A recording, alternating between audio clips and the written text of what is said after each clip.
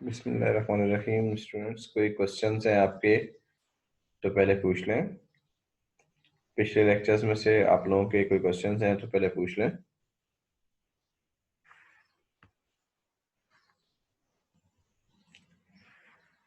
जी sir, कुछ question पूछें। Sir, foreign government officials को बता देंगे कि उनकी जॉब क्या होती है।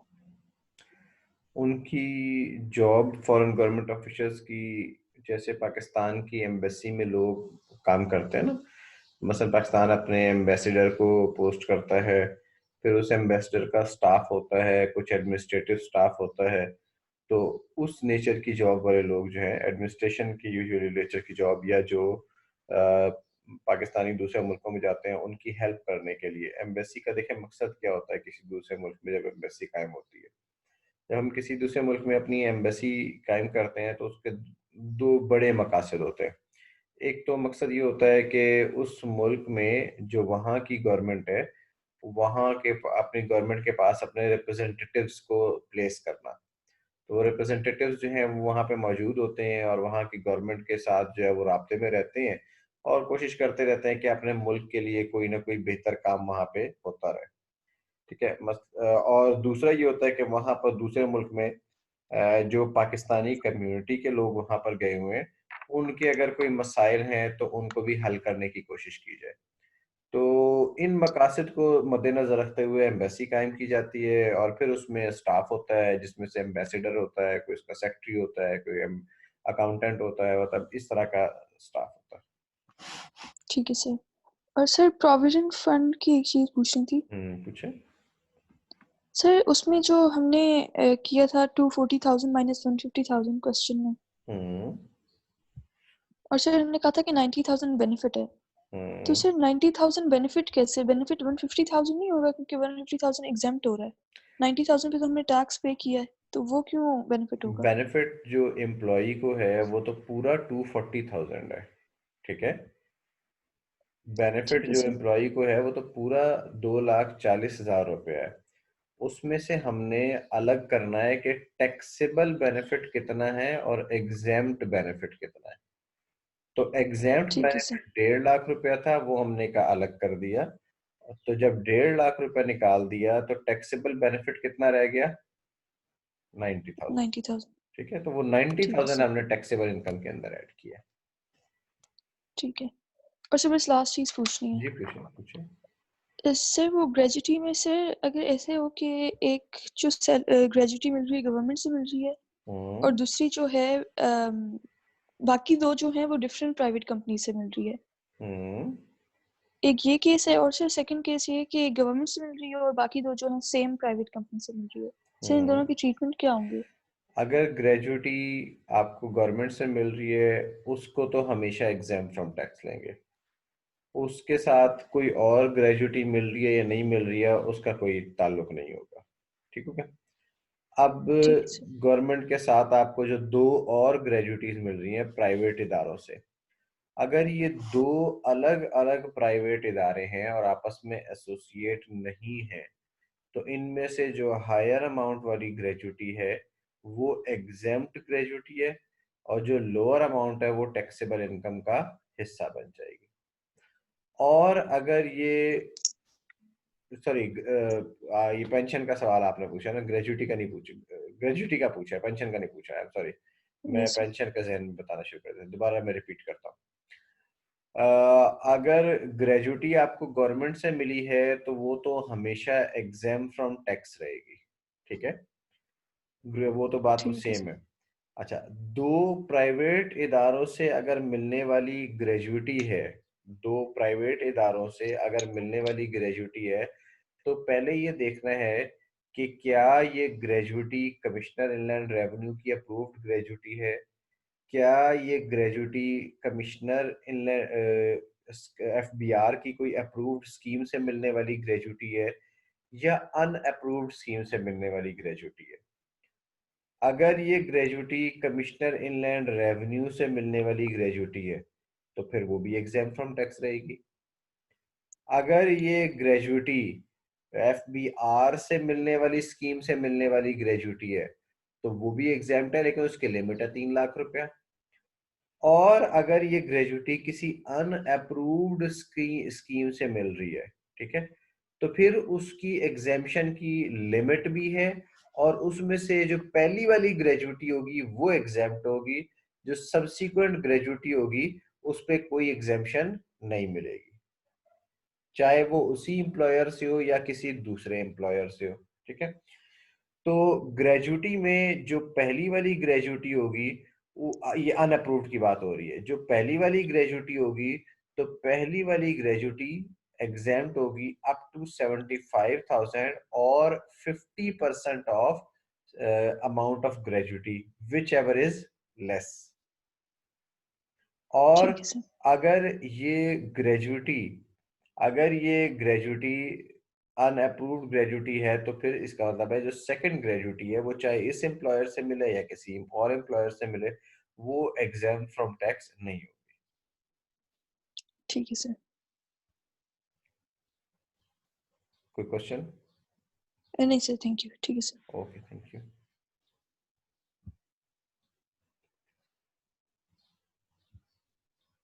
किसी और का कोई क्वेश्चन?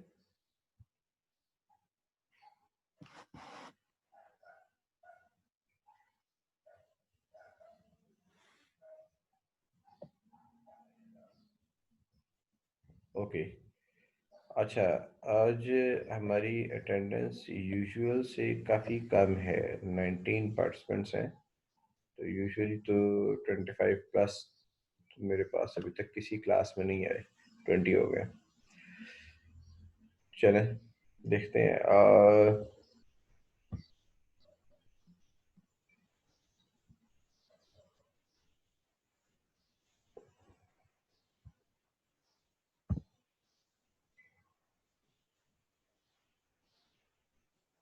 मरियम का क्वेश्चन है, फॉरेन गवर्नमेंट वाला टॉपिक जो आपने लास्ट क्लास में कराया था प्लीज रिपीट कर दें।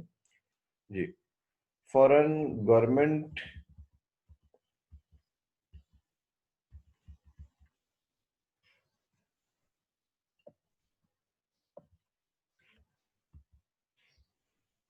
फॉरेन गवर्नमेंट के टॉपिक में हमने जो लास्ट टाइम डिस्कशन की थी,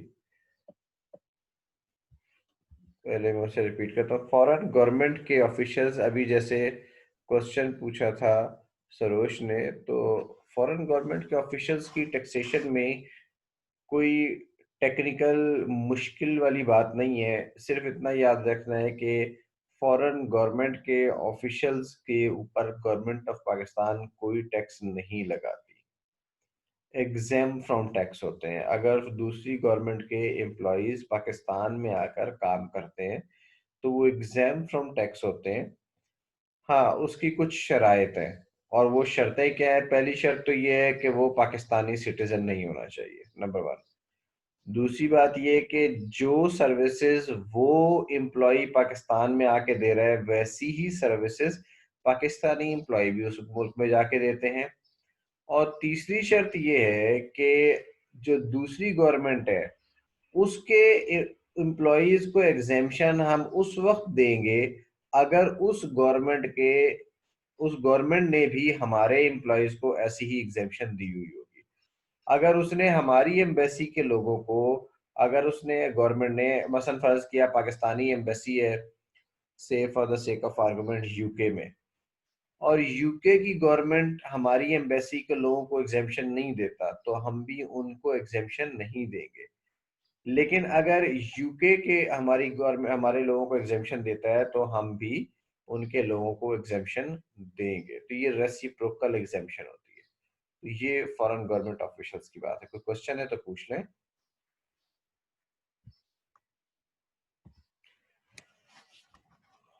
ओके जी, नेक्स्ट हमारे पास आज जो टॉपिक है वो है exemption under international agreements. Exemption under international agreements में पहली क्लॉज ये कहती है, any Pakistan source income which Pakistan is not permitted to tax under a treaty shall be exempt from tax under this ordinance। Pakistan की अगर किसी दूसरे मुल्क के साथ कोई टैक्स ट्रीटी है और उस ट्रीटी में ये लिखा हुआ है कि पाकिस्तान सोर्स इनकम पे पाकिस्तान टैक्स नहीं लगाएगा, तो फिर पाकिस्तानी गवर्नमेंट के पास से वो इख्तियार ख़त्म हो जाता है। देखिए, पाकिस्तानी आपके शुरू में मैंने क्लास में डिस्कस किया था कि नॉन रेजिडेंट पर्सन की पाकिस्तान सोर्स इनकम और फॉरेन सोर्स इनकम दोनों होगी, लेकिन पाकिस्तान के पास इख्तियार क्या है कि सिर्फ और सिर्फ वो उसकी पाकिस्तान सोर्स इनकम पर टैक्स लगा सकता है। यहाँ पर वो इख्तियार भी खत्म हो रहा है अगर ट्रीटी में लिखा हुआ है।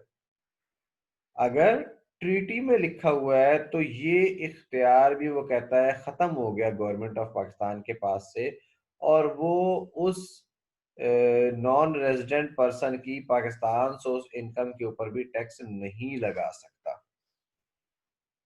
तो ट्रीटी ओवरराइड करेगी। ट्रीटी में गवर्नमेंट ऑफ पाकिस्तान किस सोर्स ऑफ इनकम पे टैक्स लगा सकता है, ये किस सोर्स ऑफ इनकम पे टैक्स नहीं लगा सकता, ये आपके कोर्स का हिस्सा नहीं है।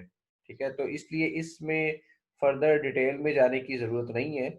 आपको सिर्फ इतना याद रखना है कि अगर कोई इनकम एग्जाम फ्रॉम टैक्स है एज पर ट्रीटी, तो बस वो एग्जाम्प्ट है, उसके ऊपर पाकिस्तान में आपने कोई टैक्स कैलकुलेट नहीं करना।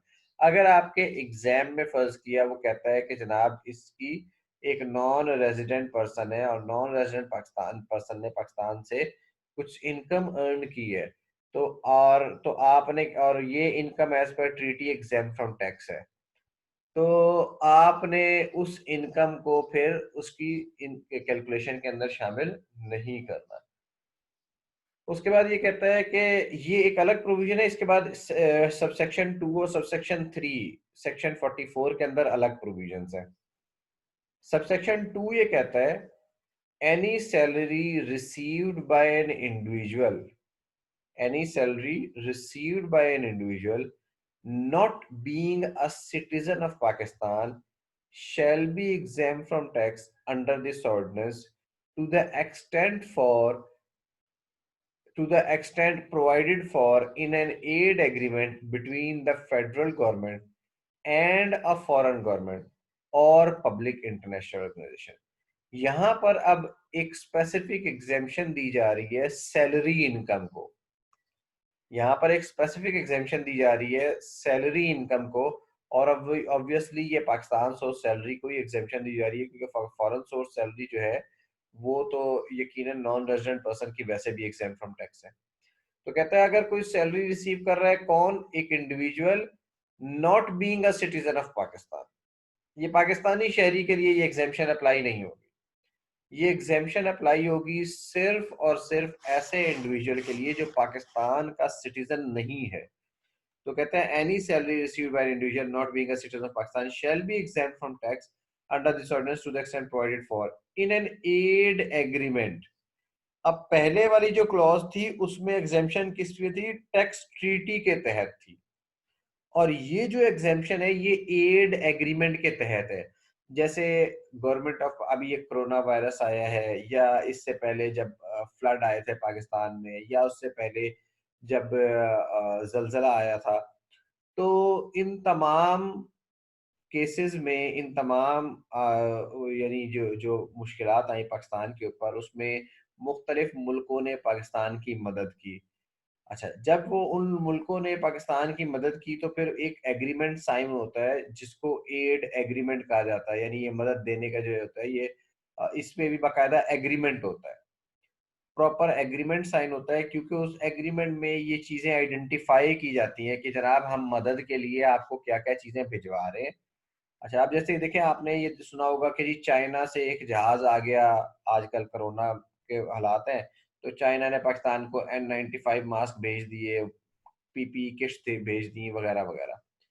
अब ये जो चीजें आ रही होती हैं तो जाहिर सी बात है इसमें बहुत सारी इन्वॉल्व होती है चीजें। आपने जहाज को पाकिस्तान में आना भी अलाउ करना है, उसमें जो सामान आ रहा है उसकी कस्टम्स भी क्लियरेंस होनी है, उस सामान के साथ जो अमला आ रहा है उनकी एंट्री और एग्जिट भी होनी है, उसके पर्पसेस भी लिखे जाने हैं, रिकॉर्ड बुक्स में भी एंट्री होनी है कि चाइना ने पाकिस्तान को क्या सामान दिया, वगैरह वगैरह।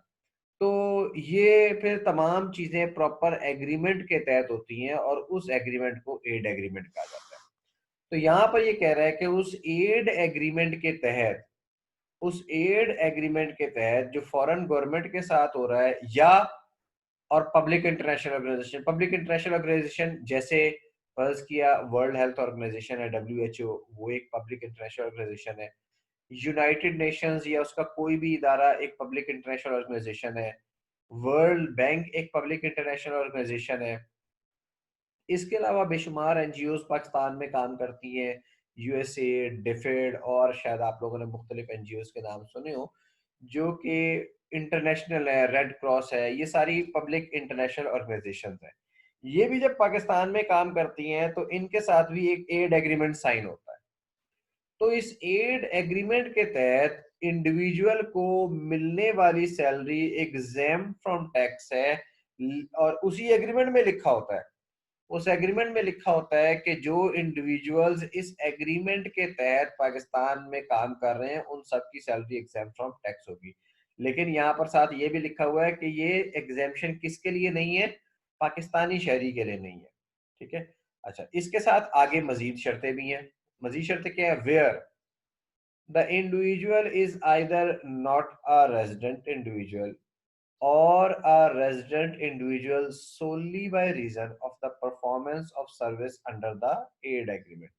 यानी ये एग्जेम्पशन सिर्फ और सिर्फ नॉन रेजिडेंट पर्सन के लिए, ये एग्जेम्पशन सिर्फ और सिर्फ नॉन रेजिडेंट पर्सन के लिए है, या अगर वो शख्स रेजिडेंट हो गया है वन यानी 183 डेज से ज्यादा उसके हो गए हैं, तो वो इस वजह से सिर्फ हुए हैं कि भाई वो पाकिस्तान में उस एड एग्रीमेंट के लिए आया हुआ था। मसलन जैसे अभी आपने सुना कि चाइनीज डॉक्टर्स भी पाकिस्तान में आए हैं और वो आके कोरोना में पाकिस्तान के अस्पतालों में हेल्प कर रहे हैं। अब ये चाइनीज डॉक्टर्स क्यों आए हुए हैं? ये सिर्फ और सिर्फ उस एड एग्रीमेंट के तहत अपनी सर्विसेज परफॉर्म करने के लिए आए हुए हैं। तो इन चाइनीज डॉक्टर्स को अगर कोई सैलरी मिल रही है, तो अगर ये चाइनीज डॉक्टर्स रेजिडेंट भी हो जाएं, यानी इनका पाकिस्तान में क़याम 183 डेज से ज्यादा भी हो जाए, तब भी इनको मिलने वाली सैलरी एग्जाम फ्रॉम टैक्स होगी। उसके बाद B, if the aid agreement is with a foreign country, the individual is a citizen of that country। अब जो चाइना के साथ एग्रीमेंट है उसमें जो डॉक्टर्स आ रहे हैं उनका चाइनीज सिटीजन होना भी जरूरी है। अगर एग्रीमेंट चाइना के साथ है और डॉक्टर जो है वो कोई यूके का आ जाता है, तो उसको फिर एग्जेम्पशन नहीं मिलेगी, चाहे वो उस एड एग्रीमेंट के तहत आया हो। तो यहाँ पर सिर्फ उसी को एग्जेम्पशन मिलेगी जो कि चाइनीज सिटीजन होगा।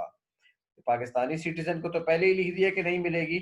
यहाँ पर अगर एग्रीमेंट फॉरेन गवर्नमेंट के साथ है तो उस गवर्नमेंट का शहरी होना भी जरूरी है। हाँ, अगर किसी पब्लिक इंटरनेशनल ऑर्गेनाइजेशन के साथ है, जैसे यूएन के साथ है, WHO के साथ है, या किसी और इदारे के साथ ये एड एग्रीमेंट है, फिर सिटीजन किसी भी मुल्क का हो सकता है, लेकिन पाकिस्तानी सिटीजन को फिर भी रियायत नहीं मिलेगी। The salary is paid by the foreign government or public international organization out of funds or grants released as aid to Pakistan in pursuance of such agreement। और उस बंदे को जो तनख्वाह दी जा रही है वो तनख्वाह उसी एड एग्रीमेंट की ग्रांट या फंड में से दी जा रही है। ठीक है, तब ये सैलरी की एग्जेम्पशन होगी। ये जनरली आपके पास अगर सवाल आएगा तो ये सवाल आपके पास थ्योरी की सूरत में आएगा, और उसमें वो आपसे पूछेगा कि please identify the conditions for exemption of salary under an aid agreement. Please identify conditions for exemption of salary under an aid agreement. तो वो जब ये सवाल पूछेगा तो आपने कंडीशंस लिख देनी है। पहली condition, individual citizen of Pakistan नहीं होना चाहिए। ठीक है। दूसरी कंडीशन कि या तो वो रेजिडेंट इंडिविजुअल होना चाहिए, या सॉरी नॉन रेजिडेंट इंडिविजुअल होना चाहिए, या resident solely by reason of his duties is performance of services under the aid agreement. तीसरी, अगर एड एग्रीमेंट फॉरेन कंट्री के साथ है तो उस मुल्क का शहरी होना चाहिए। और चौथी कंडीशन ये है कि उसकी सैलरी पे की जाएगी उसी ग्रांट से या उसी फंड्स में से। तो ये हमारे पास कंडीशंस हैं सैलरी की एग्जेम्पशन की। जी सलमान, क्वेश्चन पूछे। जी सर, ये अगर इंडिविजुअल एड के सिलसिले में ना आए हो, मतलब उसका कोई लेना देना ना हो, लेकिन वो मतलब जैसे कि आप चाइना का आप बता रहे थे ना कि इन्होंने वो हम्म। मास्क वगैरह दिए थे, लेकिन वो सिटीजन अगर हो, उसका कोई लेना देना ना हो इससे, तो उसको भी एग्जेम्पशन मिलेगी, यानी उसका होना जरूरी है कि एड से कोई ताल्लुक हो ये तो देखें ना, इसमें मतलब। बड़ी स्पेसिफिक शर्तें लिखी हुई हैं। आप इसमें देखें, ये एड एग्रीमेंट तो बड़ा जगह जगह लिखा हुआ है। पहली बात तो ये है कि ये लिखा यही हुआ है, to the extent provided for in an aid agreement. तो ये तो मिलेगी उस हद तक जिस हद तक एड सही सही एग्रीमेंट सही। में लिखी हुई है, ठीक है। तो एड ठीक है एग्रीमेंट सर। के बगैर कोई आ रहा है तो उससे थोड़ी मिलेगी, ठीक है। ठीक सर, समझ गया। ठीक।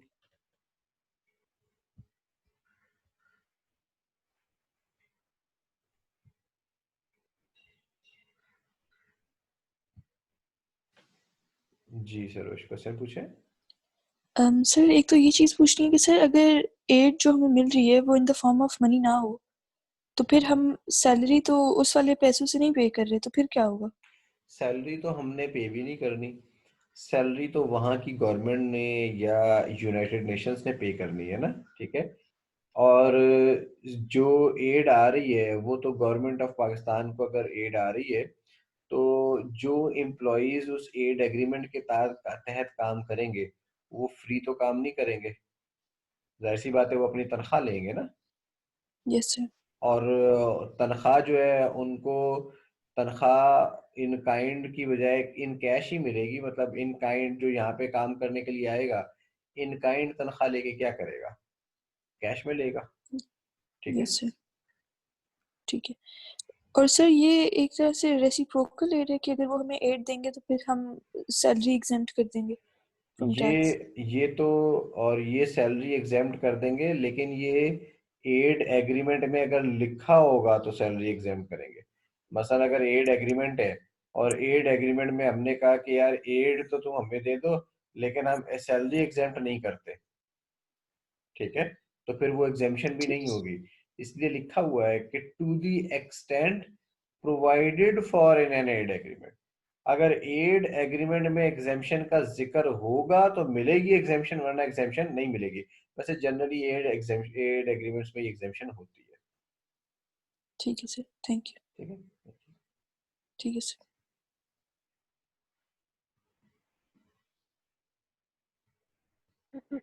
जी क्वेश्चन पूछे।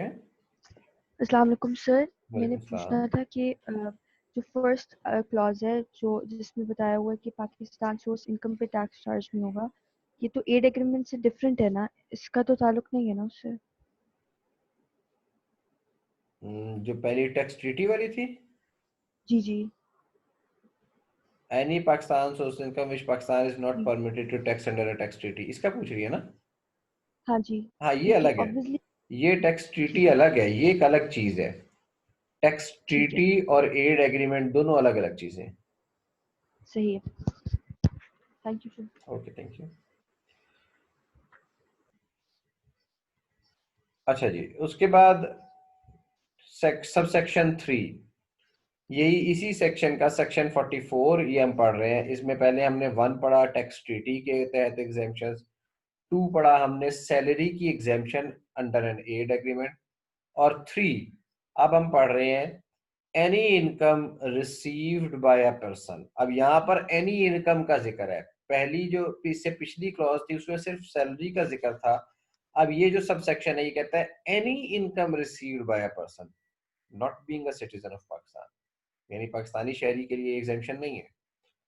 engaged as a contractor, consultant, or expert in a project shall be exempt from tax under this ordinance to the extent provided for in a bilateral or multilateral technical assistance agreement between the federal government and a foreign government or public investment organization.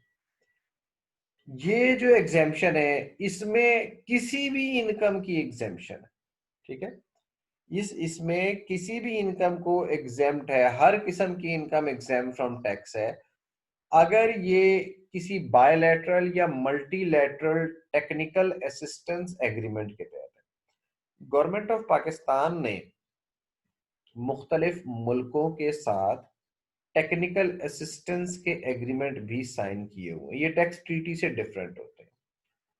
Technical assistance का agreement का मकसद ये होता है कि जैसे फर्ज किया अमेरिका है, जापान है, जर्मनी है, बरतानिया है, अब ये मुल्क जो है टेक्नोलॉजिकली जो है एडवांस कंट्रीज है, ठीक है। जो टेक्नोलॉजिकली एडवांस कंट्रीज हैं, तरक्की याफ्ता ममालिक हैं, डेवलप्ड कंट्रीज हैं, गवर्नमेंट ऑफ पाकिस्तान इन मुल्कों से चाहती है कि वो हमारे लोगों की मदद करें। ना सिर्फ ये कि मुख्तलिफ ये जो एड एग्रीमेंट होता है ये तो जनरली मुख्तलिफ आफात के टाइम पर ये इस तरह से होता है, लेकिन गवर्नमेंट ऑफ पाकिस्तान ये चाहती है कि मुस्तकिल मदद का सिलसिला भी चलता रहे और इन लोगों के साथ जो है हमारा एक मेंटेन रहे। इस वजह से उन मुल्कों के मुख्तलिफ जो गवर्नमेंट ओन्ड इदारे हैं, जैसे यूएस गवर्नमेंट का एक जो डिपार्टमेंट है यूएस एड कहलाता है, इसी तरह यूके की गवर्नमेंट का एक डिपार्टमेंट है जो डिफिड कहलाता है, इसी तरह जर्मन गवर्नमेंट का एक इदारा है जो कि GIZ कहलाता है, इसी तरह जापान की गवर्नमेंट का एक इदारा है जो जायका JICA कहलाता है। तो ये मुख्तलिफ गवर्नमेंट्स ने अपने इदारे कायम किए हुए और इन इदारों का मकसद ये होता है कि ये तरक्की पजीर ममालिक या जो पुअर कंट्रीज हैं और जिनके पास ज़्यादा वसाइल नहीं है, उन इदारों में, उन मुल्कों में इन इदारों के ये लोग दफातर कायम करते हैं, उन ममालिक के साथ टेक्निकल असिस्टेंस एग्रीमेंट करते हैं और उस टेक्निकल असिस्टेंस एग्रीमेंट के तहत मुख्तलिफ किस्म की इमदाद जो है ना वो कंटिन्यूस आती रहती है, ठीक है। और उनके लोग भी आते रहते हैं, इमदाद भी आती रहती है। मसलन आप लोगों ने अभी जैसे सुना होगा ये जो मुख्तलिफ हमारे गवर्नमेंट के प्रोग्राम्स चलते रहते हैं, ठीक है। अब जो गवर्नमेंट के मुख्तलिफ प्रोग्राम्स चल रहे होते हैं, ज़्यादातर ये जो प्रोग्राम चल रहे होते हैं जो कि पब्लिक की बेहतरी के लिए या लोगों के अंदर इमदाद तकसीम करने के लिए, इनमें से बहुत सारे प्रोग्राम्स ज्यादा ऐसे होते हैं जो गवर्नमेंट ऑफ पाकिस्तान अपने फंड से नहीं चलाती, बल्कि ये प्रोग्राम्स इन मुल्कों के ताउन से चल रहे होते हैं। अमेरिका के ताउन से, बरतानिया के ताउन से, जापान के ताउन से, जर्मनी के ताउन से। मसलन अभी एक चल रहा है, प्रोग्राम चल रहा है, इसमें ना मुख्तलिफ प्रोग्राम्स चल रहे हैं, लेकिन मैं कोई ऐसी मिसाल नहीं देना चाहता जिसे कोई पॉलिटिकल इम्पैक्ट आए, इसलिए मैं एक पुरानी मिसाल देता हूँ। KPK के अंदर बहुत सारे स्कूल बनाए गए मुशर्रफ गवर्नमेंट के दौर में ना, ठीक है। मुख्तलिफ स्कूल्स मुख्तलिफ एरियाज में बनाए गए।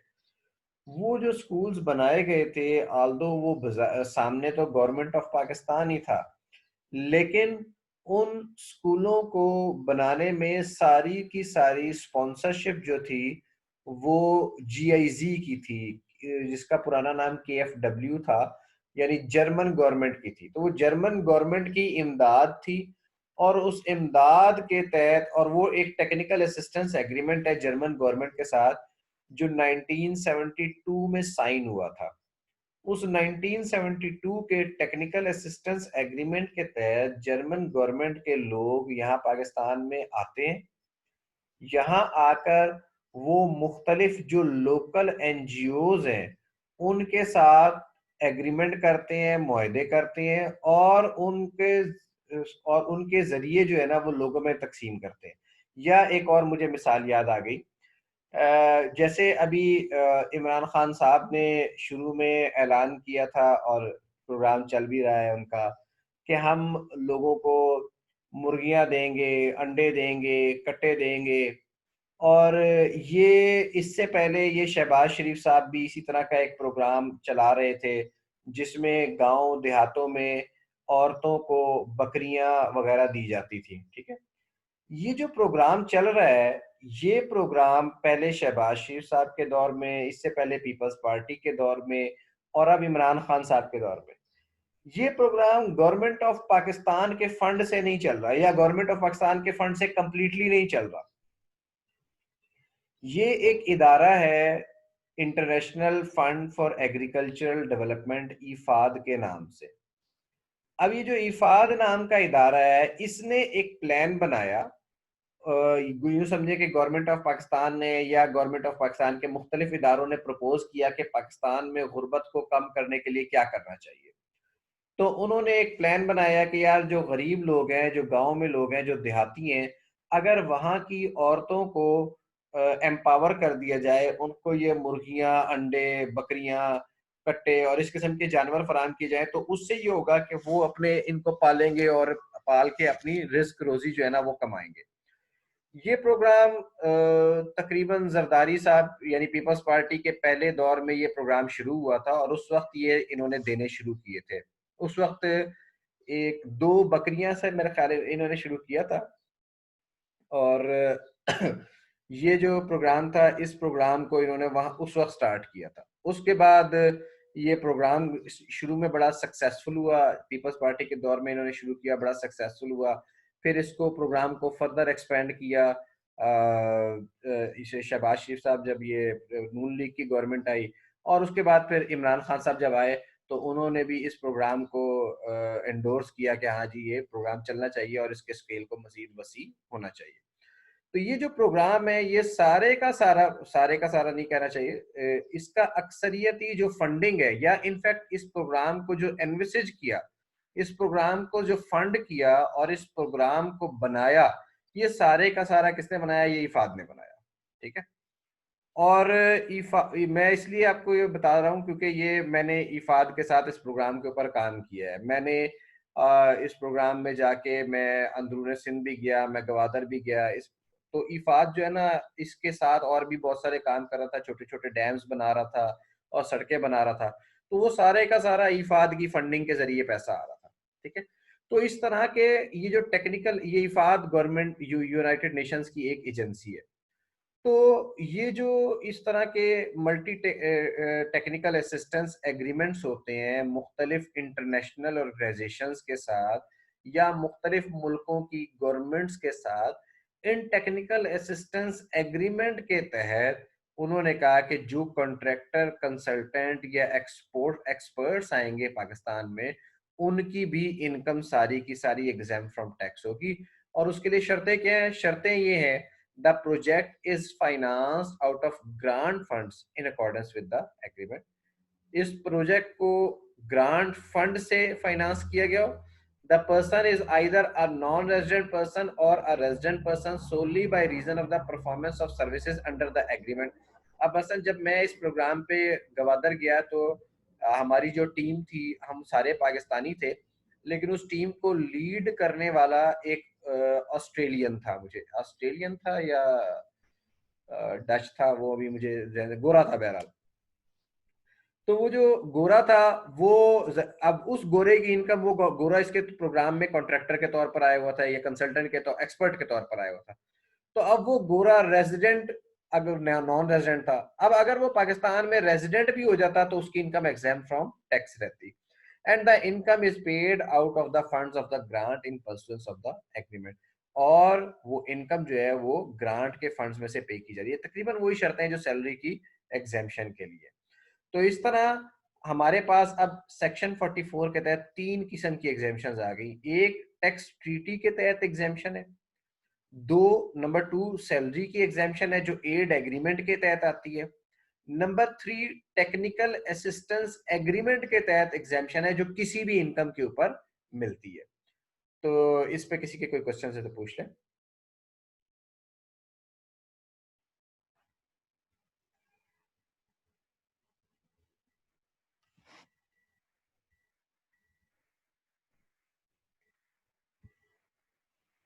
जी सरोज, क्वेश्चन पूछे।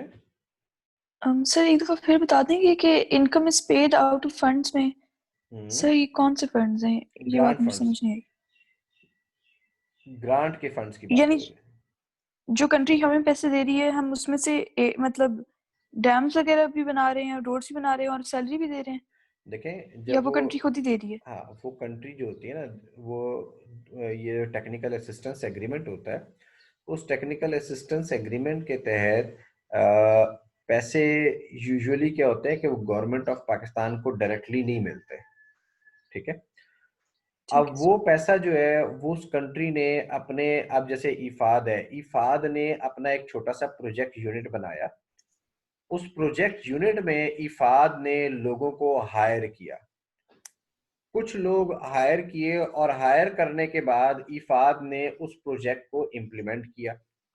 मसलन अब उसमें जो लोग हायर किए, कुछ उसने कॉन्ट्रैक्टर हायर किए जो पाकिस्तानी कॉन्ट्रैक्टर थे जो सड़क बना रहे थे, कुछ कॉन्ट्रैक्टर हायर किए जो डैम छोटे छोटे बना रहे थे, कुछ कॉन्ट्रैक्टर हायर किए जो सोलर पैनल्स जो है ना वो पाकिस्तान में लोगों को फराहम कर रहे थे, कुछ कॉन्ट्रैक्टर हायर किए जो बकरियां और ये जानवर खरीदते थे और उनको डिलीवर करते थे, कुछ कॉन्ट्रैक्टर हायर किए जो एक कमरे का स्कूल जो है ना वो गांव देहातों में जाके वो एक कमरे के स्कूल बना रहे थे, और कुछ कॉन्ट्रैक्टर्स हायर किए जैसे हम लोगों को जो हायर किया, हमें हायर किया, मुझे as a financial management specialist उन्होंने और ऑडिटर के तौर पर उन्होंने हायर किया। इसी तरह उस गोरे को उन्होंने हायर किया था, तो उस गोरे को उन्होंने हायर किया था प्रोग्राम स्पेशलिस्ट के तौर पर, कि वो गोरा पहले भी दुनिया के मुख्तलिफ मुल्कों में इस किस्म के प्रोग्राम्स को बना चुका था और इम्प्लीमेंट करवा चुका था। तो ये मुख्तलिफ किस्म की जो हायरिंग्स होती हैं, फिर इनको तनख्वाहें भी पे होती हैं, फिर वो जो डैम बन रहा है और जो मुर्गियां खरीदी जा रही हैं उनके पैसे भी पे होते हैं, तो वो पैसा जो है वो इसी तरह पाकिस्तान में आता है और वहां से इन कॉन्ट्रैक्टर्स के जरिए पे होता है। मसलन एक कॉन्ट्रैक्टर हायर किया और उसे कहा कि जनाब ये बकरियां खरीदो और औरतों को पहुंचाओ, तो अब उस कॉन्ट्रैक्टर को पैसे मिलेंगे, वो कॉन्ट्रैक्टर बकरियां खरीदेगा, बकरियां खरीद के औरतों को पहुंचाएगा। तो ये जो पूरी प्रोग्राम के अंदर मुख्तलिफ किस्म की डिसबर्समेंट्स हो रही होती हैं पैसे की, उन डिसबर्समेंट्स की एग्जेम्पशन है, लेकिन इन शर्तों के साथ एग्जेम्पशन है। ठीक है सर। ठीक है जी। Yes sir. ओके।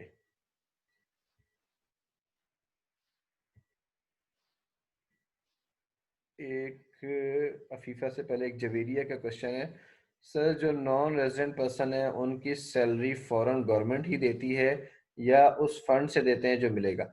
वो ये जो टेक्निकल असिस्टेंस एग्रीमेंट होते हैं तो उस एग्रीमेंट के तहत मिल रही होती है, और यहाँ पर स्पेसिफिकली लिखा हुआ है आखिरी क्लॉज के अंदर, the income is paid out of the funds of the grant, यानी वो ग्रांट से अगर पैसे मिलेंगे तभी एग्जेम्पशन मिलेगी। जी अफीफा, आपका क्वेश्चन? सर मैंने पूछना था कि जो सीपैक है हम उसको भी इसमें कंसिडर कर सकते हैं? अब सीपेक का अगर गवर्नमेंट ऑफ पाकिस्तान का कोई इस तरह का मल्टीलेटरल टेक्निकल असिस्टेंस का एग्रीमेंट होगा तो हम उसको कंसीडर ठीक। कर सकते हैं। ठीक है। और उसके तहत इसी तरह से एग्जेम्पशंस दी जाती हैं। मसलन सही। मुझे चूंकि मैंने सीपेक के ऊपर भी काफ़ी क्लाइंट्स के ऊपर काम किया है, अब सीपेक के ऊपर जो मुल्तान सखर मोटरवे का प्रोजेक्ट बना है वो मेरे क्लाइंट ने बनाया है। ठीक है। इसी तरह उसके ऊपर उस क्लाइंट को जो गवर्नमेंट ऑफ पाकिस्तान ने इनकम के ऊपर कोई एग्जेम्पशन भी नहीं दी। ठीक है। यानी उसकी इनकम ठीक है। पूरी की पूरी एग्जेम फ्रॉम टैक्स नहीं है, उस इनकम के ऊपर कोई एग्जेम्पशन नहीं है, वो पूरा पूरा टैक्स दे रहा है। इसी तरह जो अलबत्ता एक हमने हाइड्रो पावर के प्रोजेक्ट्स के ऊपर कुछ लोग काम कर रहे हैं, वो जो हाइड्रो पावर के प्रोजेक्ट के ऊपर काम कर रहे हैं उन हाइड्रो पावर प्रोजेक्ट्स के ऊपर इनकम की एग्जेम्पशन है, लेकिन वो एग्जेम्पशन सी पैक के तहत नहीं है। वो एग्जेम्पशन हाइड्रो पावर की वैसे लॉ के अंदर एक एग्जेम्पशन है, इस वजह से वो एग्जेम्पशन है। तो सी पैक प्रोजेक्ट्स में कोई एग्जेम्पशन एज सच नहीं है। अभी तक मैंने किसी में कोई सी पैक के एग्रीमेंट के तहत एग्जेम्पशन नहीं देखी। सी पैक प्रोजेक्ट्स में सिर्फ ये हो रहा है, जो गवर्नमेंट ऑफ पाकिस्तान और चाइना के दरमियान सी पैक प्रोजेक्ट्स है वहां पर ये हो रहा है कि चाइना सॉफ्ट टर्म्स के ऊपर, सॉफ्ट टर्म्स से मुराद ये होती है आसान शराइत के ऊपर, पाकिस्तान को एक लोन देता है और उस लोन के तहत यहाँ पर कंपनियां काम करती है। ठीक है। तो चूंकि सही। ये एक तरह का लोन एग्रीमेंट के तहत काम हो रहा है, ये ग्रांट एग्रीमेंट वाला काम नहीं हो रहा, तो इसलिए उसकी उस तरह की मल्टीलेटरल टेक्निकल असिस्टेंस वाला मामला नहीं है। हाँ, कुछ चीजें हैं जिनके ऊपर गवर्नमेंट ऑफ पाकिस्तान ने बड़ी लंबी चौड़ी एग्जेम्पशंस दी है। मसलन जो गवादर वाला काम एरिया है ना, उसके ऊपर कंप्लीट एग्जेम्पशन है। तो जो कंपनीज सीपेक के तहत गवादर पे काम कर रही हैं, वो कंपनियां भी, उनके कॉन्ट्रैक्टर भी, वो सब के सब एग्जाम फ्रॉम टैक्स हैं। अच्छा, लेकिन ये जो गवादर पे काम करने वाली एग्जामेशन है, ये सिर्फ चाइनीज कंपनीज को नहीं है। गवादर पे पहले मुशर्रफ साहब के दौर में काम शुरू हुआ था और उन्होंने भी ये सारी एग्जामेशंस दी थी। तो ये कहना है कि ये सीपेक के तहत एग्जामेशंस दी गई हैं, ये गवर्नमेंट ऑफ पाकिस्तान का असल में अपना फैसला है जो मुशर्रफ दौर में किया गया था और एज इट इज चला आ रहा है कि भाई गवादर को हमने डेवलप करना है, तो गवादर में हमारे डेवलपमेंट में जो भी हेल्प करेगा, उस हेल्प करने में हम उसको एग्जामेशंस देंगे। तो पहले वो अमेरिका के साथ कुछ मुआहदा चल रहा था, फिर उसके बाद ये चाइनीज कंपनीज आ गई। तो ये जो है, ये इसलिए सीपेक की एग्जेम्पशंस को मैं इस तरह से नहीं लेता जिस तरह से इस क्लॉज में सबसेक्शन में लिखी हुई है। सही ठीक है है, सर, ओके। Thank you.